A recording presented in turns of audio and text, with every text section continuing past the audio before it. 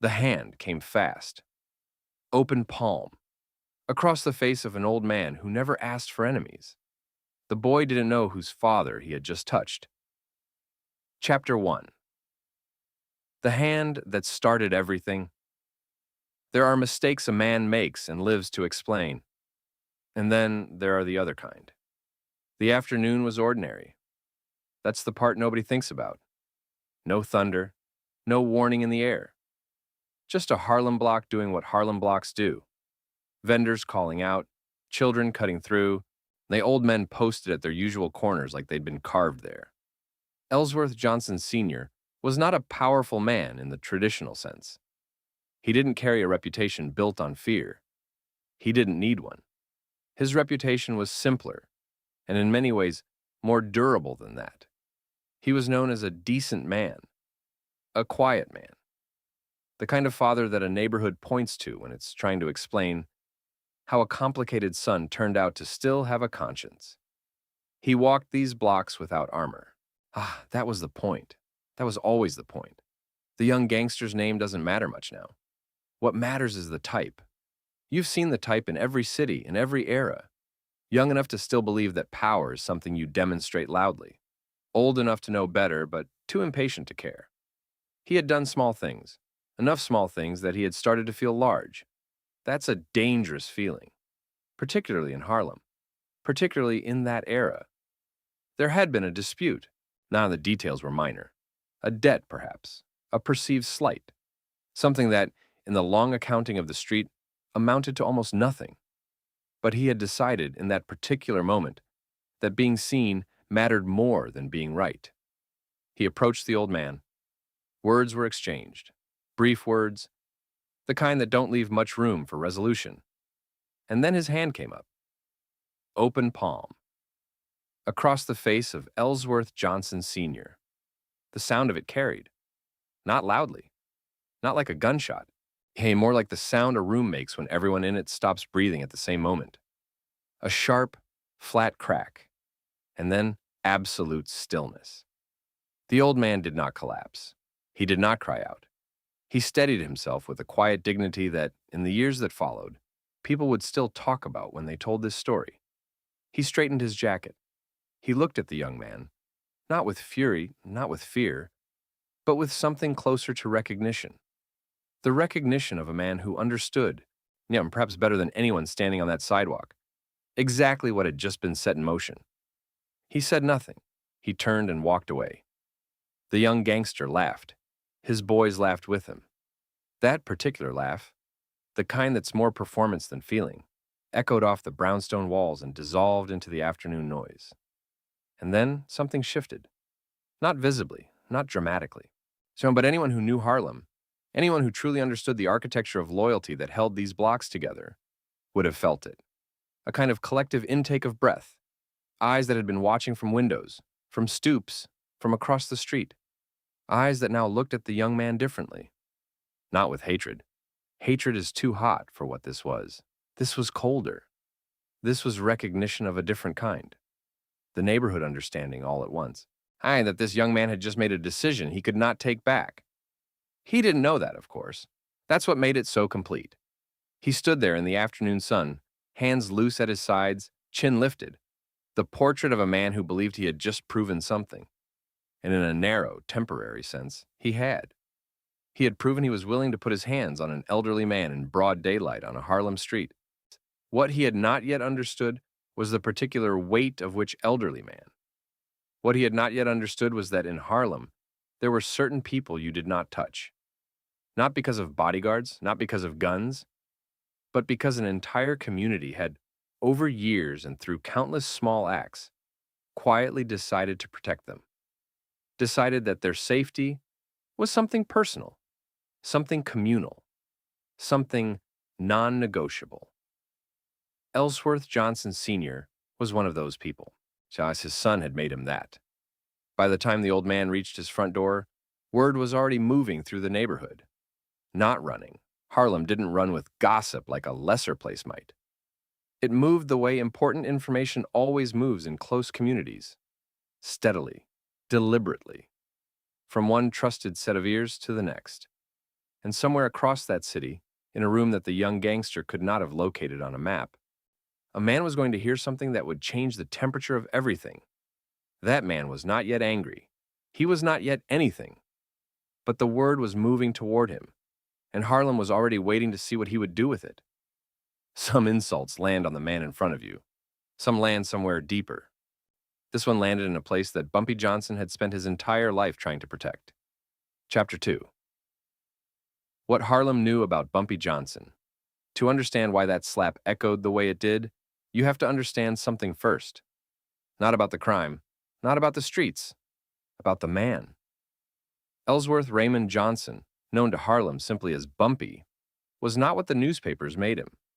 The newspapers needed a villain, a headline, something that fit neatly into the story white America was already telling itself about black neighborhoods and the men who moved through them. So they flattened him, reduced him to arrests and associations, to a name printed beside words like kingpin and criminal and dangerous. Harlem knew something different. Harlem knew the whole man. He had grown up understanding poverty the way only certain people do, not as a temporary condition, not as a stepping stone, but as a permanent weather system that you either learned to navigate or got swallowed by. He had watched what it did to people, what it did to fathers, what it did to the particular kind of dignity that a man tries to carry when the world is structured specifically to strip it from him. He had made choices, hard choices, choices that put him outside the law and inside something else entirely. A parallel system of order that Harlem had built for itself, because the official one had never been designed with Harlem in mind. But here's what separated Bumpy Johnson from the simple story of a street criminal. He never forgot where he came from, and he never pretended that power absolved him of obligation. He fed people. That is not a metaphor. During the hardest winters, now when families on his blocks ran out of everything, Bumpy Johnson made sure there was food. He settled disputes that the police either couldn't or wouldn't touch. He protected shop owners who had no other protection. He talked to young men, really talked to them, in a way that no institution in their lives ever had. He read, voraciously, chess, philosophy, poetry. He could sit across a table from a professor or a judge and hold a conversation that surprised everyone in the room except himself. Because he had never accepted the idea that the circumstances of his birth determined the ceiling of his mind. This was the man Harlem knew. Not a saint. Nobody in Harlem was asking for saints. They had enough saints. What they needed was someone who understood the specific weight of their lives and was willing to carry a portion of it alongside them. Bumpy Johnson did that. And so Harlem, in return, gave him something that money cannot purchase and fear cannot manufacture. They gave him genuine loyalty. Now, inside that loyalty, there existed a particular understanding, unspoken but absolute. There were people in Bumpy's life who existed outside the logic of the street, people who were not to be touched, not to be threatened, not to be used as leverage in any dispute regardless of how that dispute began or who it involved. To cross that line was not simply to make an enemy of Bumpy Johnson. It was to make an enemy of the neighborhood itself. His father was at the top of that list. Ellsworth Johnson Sr. had watched his son become something that no parent fully prepares for. He had navigated that with a quiet grace that was its own form of strength. He didn't wear his son's reputation. He didn't trade on it. He walked these Harlem streets as himself, as a father, as a neighbor, as a man with his own history and his own standing, built entirely on who he was rather than whose blood he carried. Bumpy knew this. And more than that, Bumpy honored it. He had worked in ways both visible and invisible to ensure that his father's world remained separate from the one he himself inhabited, that the violence and pressure and moral complexity of his life never bled through the door of his father's home, that the old man could walk to the store, sit on the stoop, greet his neighbors, and feel nothing except the ordinary safety that every man deserves in the final chapters of his life. That arrangement had held for years, because Harlem understood it.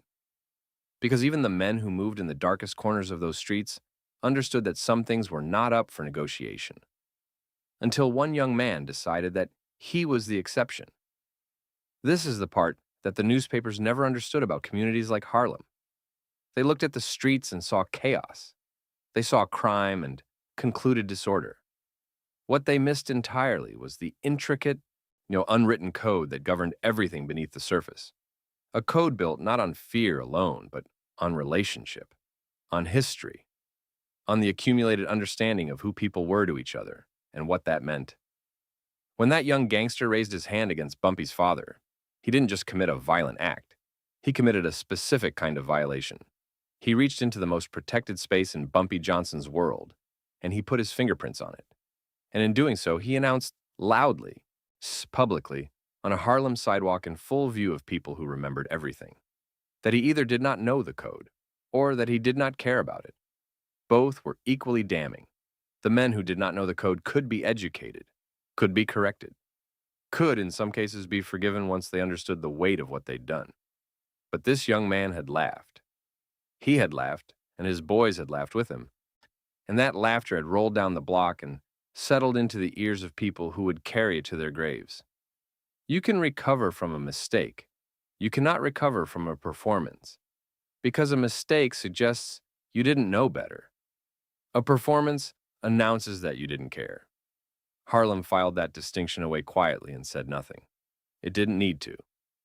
Because on the other side of that city, a man who had built his entire life on the principle that respect was the only currency that actually held its value. That man was about to receive a message, and the neighborhood was already adjusting itself around what would come next. Not with excitement, not with bloodlust. With the particular stillness of people who already know how the story ends. Bumpy Johnson had given Harlem many things over many years. A young man with a careless hand had just given Harlem something back, us the chance to return the favor. Chapter 3. The Messenger and the Silence. There's a moment in every serious man's life where the people around him learn who he actually is, not who they thought he was, not the version built from rumors and reputation. The real man. That moment usually arrives without announcement. It doesn't knock. It simply enters, through a door left open by someone else's poor decision, and it stands in the middle of the room and waits to see what happens next. This was that moment for Bumpy Johnson, and the room was watching. The messenger was not a dramatic figure. That's worth noting. In films, the man who carries terrible news arrives breathless, wide-eyed, electric with the urgency of what he's carrying. In real life, in Harlem, in that era, among men who had learned that composure was its own form of armor, it rarely worked that way. He came in quietly, sat down, accepted the offer of a drink with a small nod. And then, eyes and a voice calibrated carefully to convey seriousness without theater, he told Bumpy what had happened on that sidewalk. He told it plainly. No editorializing, no inflation. Just the facts arranged in the order they occurred, delivered to a man who was already known for his ability to hear things without immediately reacting to them. He said what happened. He said where. He said who. And then he stopped talking. The room went quiet. Not the natural quiet of a conversation that has ended, then something else.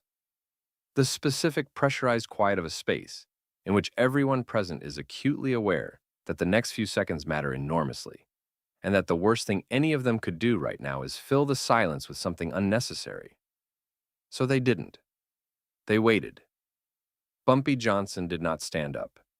He did not raise his voice.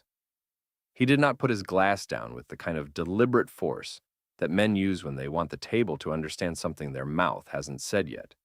He sat exactly as he had been sitting. Still. Settled. The kind of stillness that is not the absence of feeling, but rather the complete and total mastery of it. The stillness of a man who has trained himself over decades of high-pressure moments to let the storm move through him without moving him. He looked at the messenger for a long moment, and then he asked one question. Is my father all right? 4 words. Not, who did this? Not, where is he now? And not the inventory of threats and consequences that the room had half expected, half dreaded, half needed to hear. in order to feel that the gravity of the moment was being properly honored. Just 4 words. Is my father all right? The messenger said yes, shaken but unhurt. Home now. Bumpy nodded once. Small nod. The kind that contains an entire conversation inside it if you know how to read it. The men in that room knew how to read it. Hey, they had spent enough time in proximity to this man to understand that his silences were not empty. They were loaded. They were deliberate. They were the space in which decisions were made that would only become visible later, sometimes much later, when the consequences finally arrived, and people traced them back to a room, a moment, a nod that most of the world had never seen. He didn't say anything else for a long time. One of the younger men in the room, newer and still learning the grammar of how things worked in Bumpy's orbit, shifted in his seat. The shift was barely perceptible, but Bumpy caught it. He caught everything. He looked at the young man, not with anger, with something quieter than that and considerably more instructive. He said, sit down, finish your drink. That was all. The young man sat, finished his drink, and understood, and also in the way that certain lessons can only be learned by witnessing them rather than being told them, that he was in the presence of a kind of control that he had not previously encountered, the kind that does not announce itself, the kind that does not need to. Here is what the room understood in that silence. Bumpy Johnson was not a man who acted from emotion. That was not because he lacked emotion. Anyone who had ever seen him speak about Harlem, about his people, about the obligations that came with the position he held, knew that he felt things deeply and without apology. But feeling and reacting are 2 entirely different operations, and Bumpy had learned long ago that the men who confused them ended up making the kind of decisions that couldn't be undone. He had seen it too many times, men who moved fast and angry, men who let the heat of a moment determine the shape of a response, men who, in proving that they could not be disrespected, made choices that ultimately cost them everything they had built, their freedom, their standing, their legacy, for the sake of a moment's satisfaction. Bumpy Johnson had no interest in that kind of satisfaction. What he had interest in was permanence. What he had interest in was the kind of resolution that didn't create new problems while solving old ones. The kind that was clean. That was proportionate. That sent a message so precise and so clear that it never needed to be sent again. When the messenger finished his drink and rose to leave. At the door, he paused, turned back. There was a question behind his eyes that he was clearly debating whether to ask. Bumpy saw it. Go home, he said quietly, almost gently. I'll handle what needs handling. The messenger left. The door closed. And in the room that remained, with its careful quiet and its careful men, something had already shifted. Not loudly, not with the percussion of chairs scraping back and orders being issued, but in the way that serious things shift, incrementally, deliberately, beneath the surface, while the world outside continues on as though nothing has changed at all. Bumpy reached for his chess set, moved a piece, studied the board. Across Harlem, the young gangster was laughing somewhere, still performing, still believing that the silence on the other end of his action was the silence of a man who had decided to do nothing. He had misread the quiet entirely. There's a particular kind of silence that means nothing is coming, and there is a particular kind of silence that means everything is already in motion. The young man did not yet know the difference. He would. Bumpy Johnson never needed to raise his voice to fill a room. The room already knew. It had always known. And so now it was simply waiting for him to tell it which direction to lean. Chapter 4. The young man's last normal hours. There is a particular kind of fool that every neighborhood produces, not the desperate kind, not the hungry kind. Those men are understandable.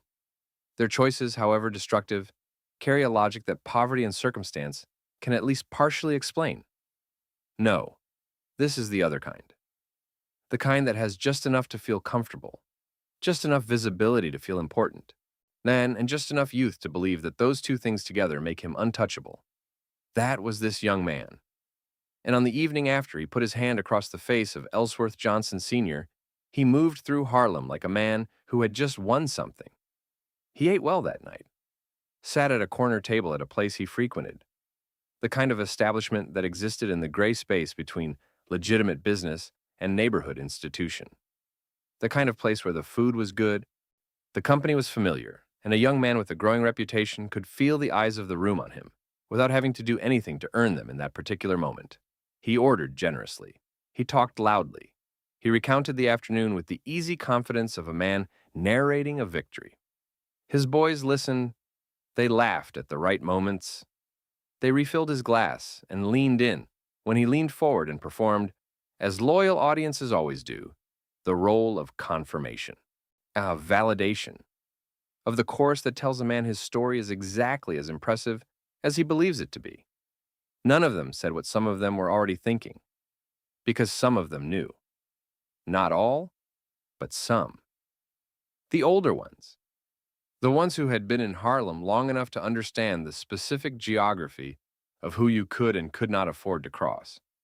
They sat with carefully neutral faces, and they drank and they laughed when laughter was required, and they said nothing that might puncture the mood, because puncturing the mood would have required an explanation, and explaining would have meant admitting that they had known all along, that this young man, in his moment of public dominance, had reached into a place he had no business touching.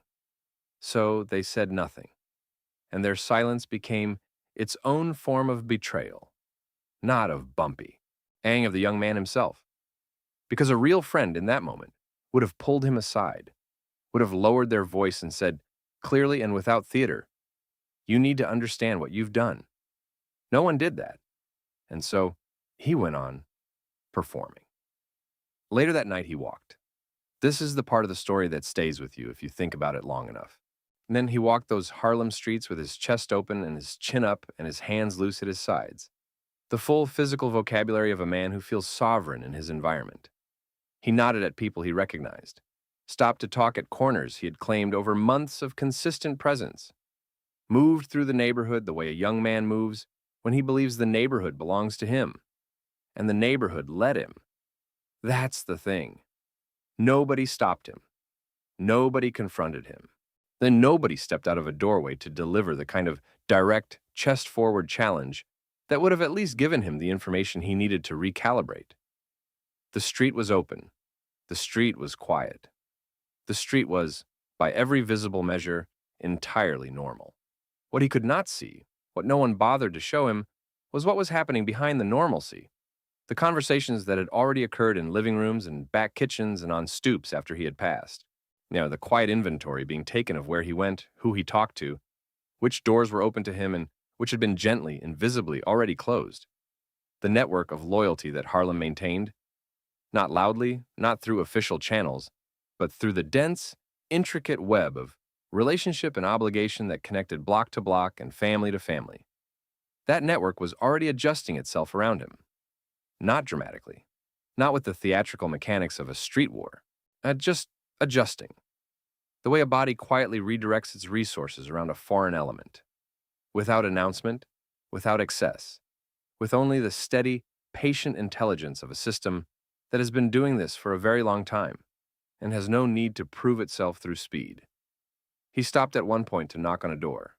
A man he knew, someone who owed him a small favor and had, until that afternoon, been reliable in the casual, unhurried way that neighborhood favors tend to work. He knocked, so waited, knocked again. The light was on inside. He could see it through the gap at the bottom of the door. He could hear, faintly, the sound of movement, the specific shuffle of someone who is home and who knows someone is at the door, and who is making the conscious, deliberate choice not to answer it. He stood on that stoop for a moment, frowned. Then he told himself it was nothing. Maybe the man was busy. Maybe he hadn't heard. So maybe it was simply one of those unremarkable moments that life produces constantly, and that mean absolutely nothing. He stepped off the stoop and kept walking. He filed it nowhere. That was the first door. It would not be the last. But he was not yet counting doors. He was not yet in the mode of a man who tallies closed doors and draws conclusions from the pattern.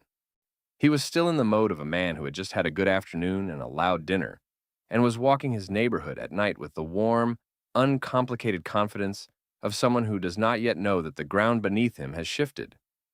There is a window, brief and brutally indifferent, between the moment a man makes an irreversible mistake and the moment he understands what he has done. During that window, life continues with a normalcy that feels like permission, like confirmation. Now, like the universe agreeing with his version of events. That window was still open, but it was closing, slowly, at the exact pace that Bumpy Johnson had decided upon, which was to say, at no pace that could be rushed, anticipated, or escaped by a young man who was still, at this very moment, entirely convinced that he had nothing to escape from. He went home eventually, slept probably, the deep, uncomplicated sleep of a man who has not yet registered the weight of what he's carrying. Man outside, Harlem continued its quiet work. No urgency, no visible machinery of consequence. Just the neighborhood, vast, loyal, patient, and already in motion, doing what it had always done for the man who had given it so much of himself, protecting what was his, in its own time, in its own way. The most dangerous moment in any man's story is not when his enemy moves against him. It is the moment just before, when everything still looks normal, when the doors are closing one by one, nay, and he is still too comfortable to count them. Chapter 5. Harlem closes the door. There is a version of this story where Bumpy Johnson makes a phone call, where he issues an order in plain language to a specific man, and that man carries it out, and the matter is resolved in the blunt, transactional way that street conflicts are so often resolved in the telling of them. That is not this story, because that version misunderstands Bumpy Johnson entirely, and it misunderstands Harlem. What happened in the days that followed the slap was not orchestrated in the traditional sense. There was no meeting, no list of instructions passed hand to hand, no moment where Bumpy Johnson stood before a room of men and pointed at a name and said, "Handle it." What happened was quieter than that, and quieter in Harlem has always meant more permanent. It began with the small things. The young gangster went to collect a debt, a straightforward transaction he had conducted a dozen times before with no friction. The man he went to see met him at the door, polite, apologetic. Money was tight this week. Could he come back? The young man absorbed this with mild irritation and moved on. It happened again 2 days later with someone else. Different excuse, same result. He was not yet alarmed. Not yet. He went to a card game he had attended regularly for the better part of a year.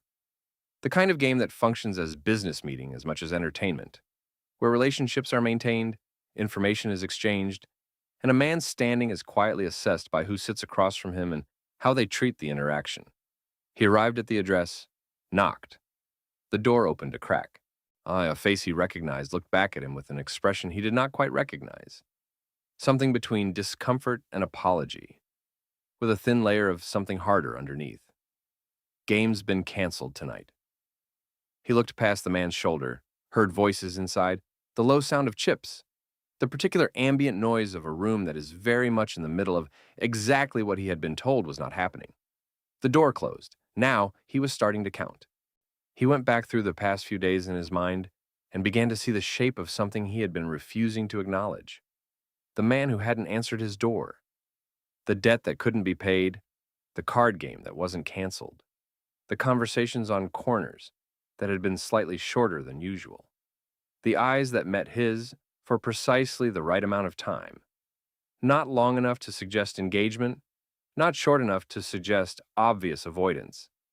Just calibrated to a careful, much-practiced neutrality that communicated everything by communicating nothing. Harlem was not angry at him.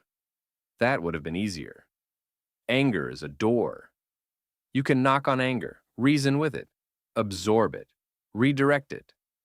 Anger gives a man something to push against. This was not anger. This was withdrawal. Quiet, total, communal withdrawal. The neighborhood pulling itself back from him the way water pulls back from a shoreline before something large arrives. Not aggressive, not theatrical. Just gone. The warmth that had been there before. That easy, ambient warmth of belonging to a place and being recognized by it, gone. Replaced by a civility so precise, it functioned as its own form of exile. He went looking for his boys, found some of them, but they were different now, present in body, absent in the ways that actually mattered. Their laughter was there, but it had changed its quality. It was performing itself rather than happening naturally. And their eyes moved in ways he had not noticed before. Quick assessments of the room, exits, the relative position of people they used to ignore entirely. They knew something. He could see that they knew something. He asked one of them directly.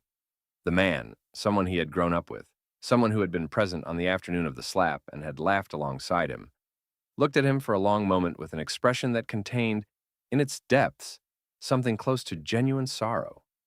You need to go talk to somebody, he said. You need to go make this right.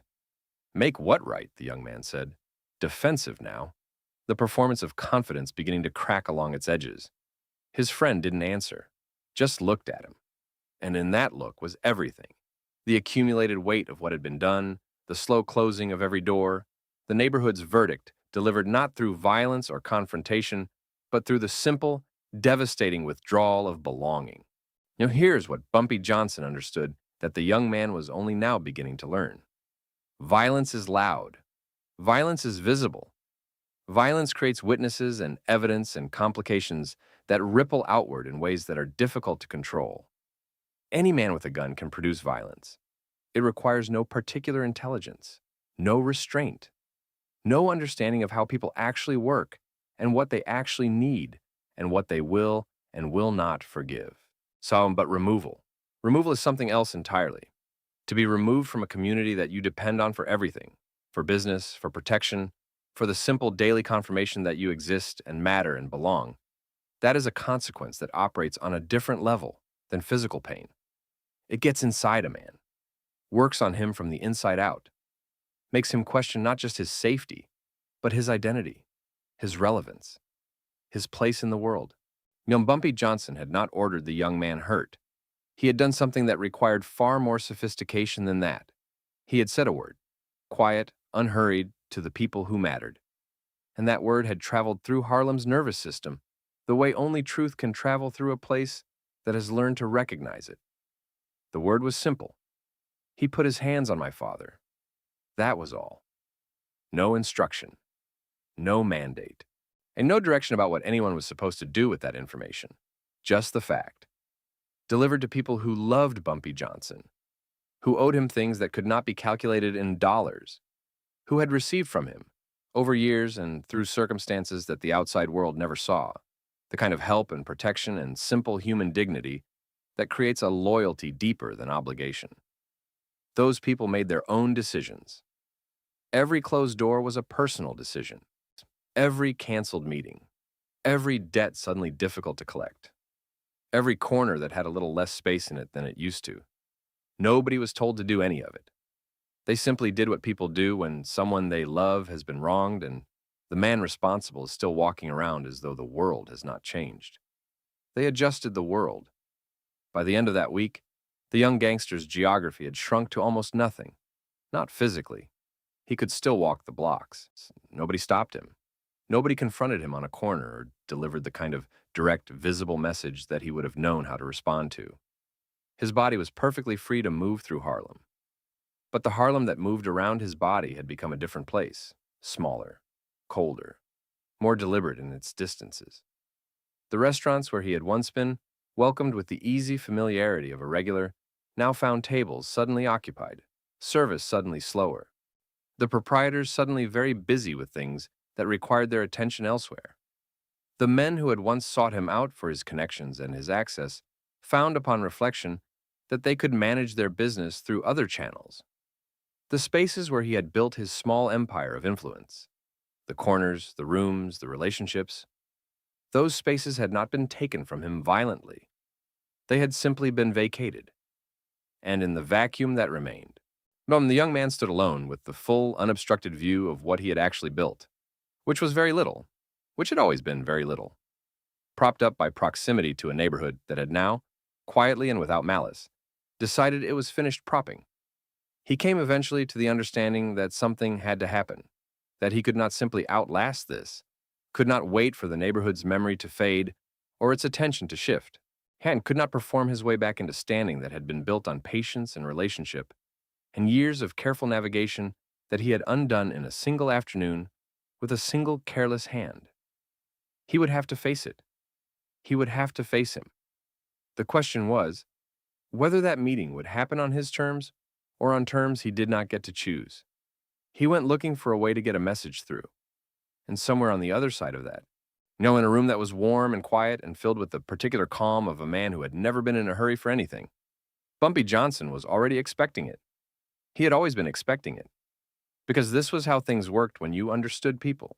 When you understood the architecture of consequence and the specific weight of isolation on a man who has confused visibility with power. He had not hunted. He had not threatened. He had simply waited. And Harlem, loyal, patient, unhurried Harlem, had done the rest. There are men who rule through fear. Fear is a temporary arrangement. It lasts only as long as the threat remains visible. But love is infrastructure. It holds when nothing else does. It moves without being told. It closes doors that no one ordered shut. And it opens only for the man who earned it. Bumpy Johnson had spent a lifetime earning it. One afternoon was all it took to show the young man what that meant. Chapter 6. What You Leave Behind. The meeting happened. Of course it did. These things always arrive at a meeting eventually. That is the nature of unresolved weight. It cannot simply float indefinitely in the air between two men. It has to land somewhere. It has to find a surface. And the surface it finds, and the condition in which it arrives there, now he tells you everything about who held the most patience in the interval between the offense and the reckoning. Bumpy Johnson had held the most patience. He always did. The details of what was said in that room are less important than the atmosphere of it. The young gangster came in carrying the particular posture of a man who has spent several days rehearsing a version of himself that he hopes will be sufficient for the moment. Chin up, but not too high. Shoulders back, but not aggressive.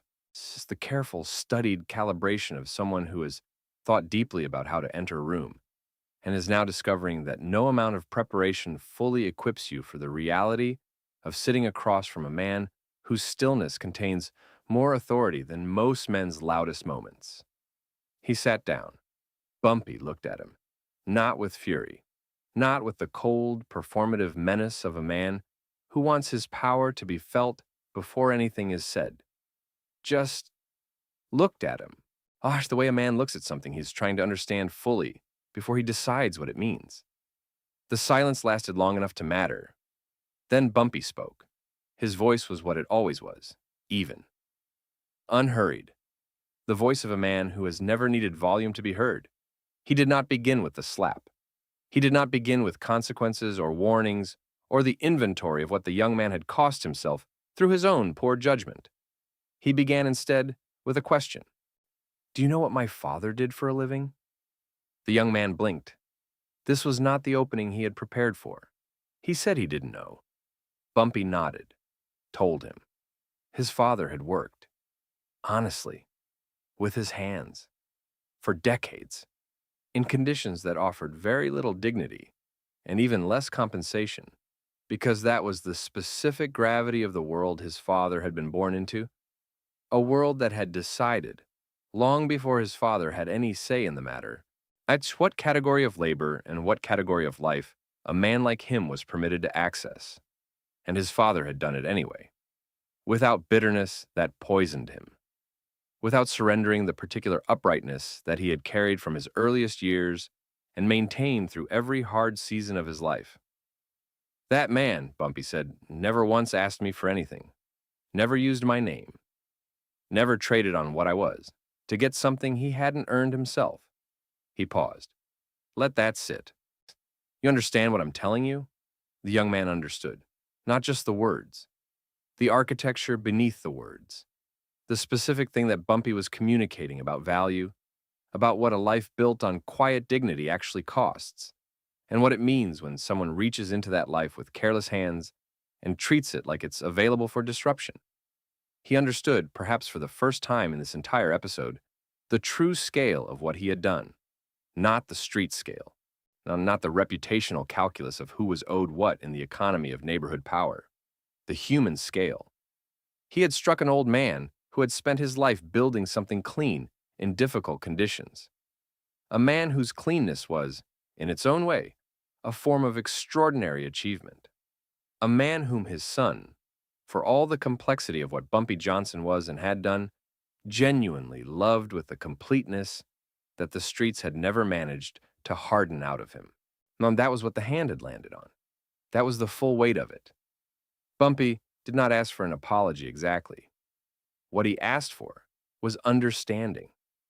He made a distinction, clear and unhurried, between a man who says sorry because the consequences have made him uncomfortable, and a man who says sorry because he has genuinely reckoned with the thing he did and arrived at actual remorse through actual reflection. The first kind of sorry, Bumpy said, was worthless. Words without understanding behind them are just noise, he said. I've heard enough noise in my life. What he wanted was for the young man to sit with it, to carry it, to let the weight of it change something in the way he moved through the world. Not as punishment, but as education. As the specific kind of growth that only becomes possible when a man stops defending his actions long enough to actually examine them. Whether the young man was capable of that, Bumpy did not say. He left that question open, because some questions are not for the man asking them to answer. The young man left that room different than he entered it, not transformed, not redeemed in any clean cinematic sense. Life is not structured that way, and Bumpy Johnson was not in the business of manufacturing redemption arcs for men who had not yet done the internal work to earn them, but shaken. Shaken in the specific way that happens when a man is confronted not with violence or threat, but with clarity. When someone who had every justification to meet him at his worst instead chose to meet him with something more demanding than anger, with truth, delivered calmly, without performance, without the need to be witnessed doing it. That is the hardest thing to walk away from unchanged. Harlem noticed the difference in the days that followed. Not dramatic difference. The young man did not become a folk hero of personal reinvention. He did not suddenly acquire wisdom he had spent years avoiding. But the particular loudness that had defined him, that performing chest-forward, look-at-me energy that had made him feel large and had ultimately made him small, that quieted down. He moved through the blocks with less theater. He spoke with less volume. He listened more than he had before, which is perhaps the most significant change a young man from that world can make, because the men who survive long enough to become old men in those streets are almost universally the ones who learned early that listening is not weakness. It is intelligence wearing patience as its coat. Some doors reopened, slowly, not all of them. Some remained permanently closed because certain things, once seen, cannot be unseen. And certain communities, once they have made a judgment, do not reverse it entirely regardless of subsequent behavior. That is not cruelty. That is simply the honest accounting of a neighborhood that has learned through long experience that character reveals itself under pressure.